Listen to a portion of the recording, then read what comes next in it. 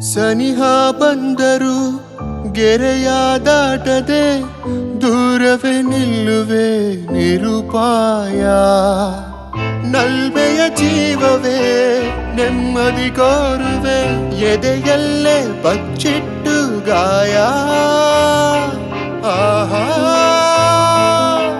ಮರೆತೇ ಹೋದೆನು ಹೊರಟ ಕಾರಣ ನಿನ್ನಯ ಮಿಂಚಿನ ದಾಳಿಯಲಿ.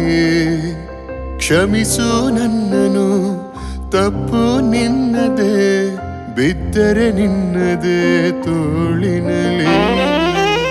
ಗಂಧದ ಹೂವಿಗೂ ದೋಚುವ ಗಾಳಿಗೂ ಎಂತಹ ಸುಂದರ ನೇಹ.